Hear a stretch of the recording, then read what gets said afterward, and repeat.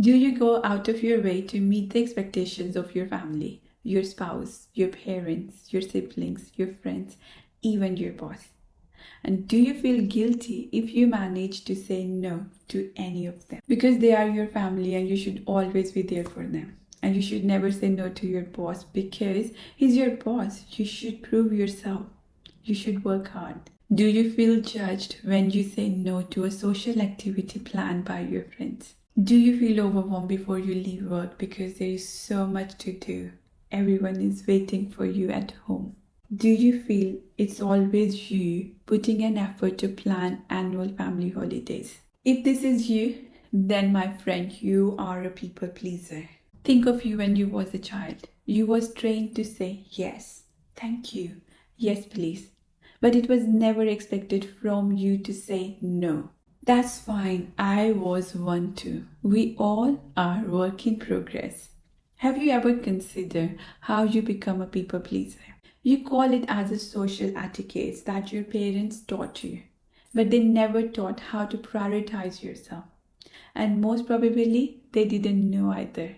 You see, from generation to generation, we are all trained to meet social expectation in the expense of our own feelings.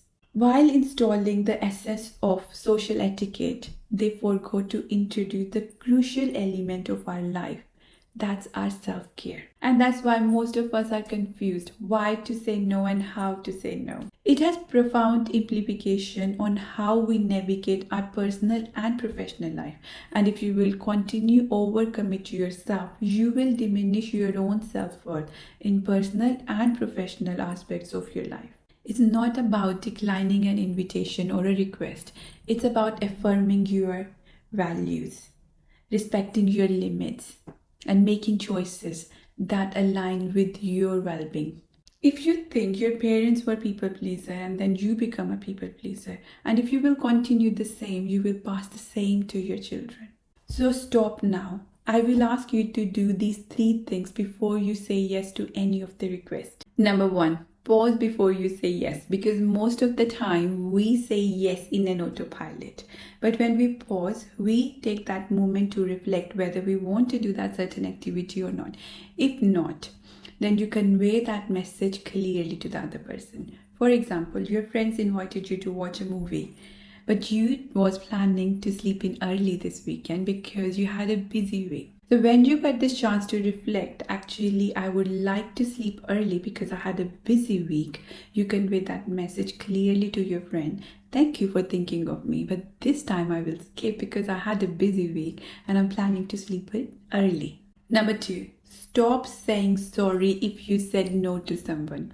Because if you keep on saying sorry, that means you are undermining your decision and it comes across that you are making excusing or you have done something wrong by saying no. Number 3, maintain an open body language to convey that your refusal is not something personal.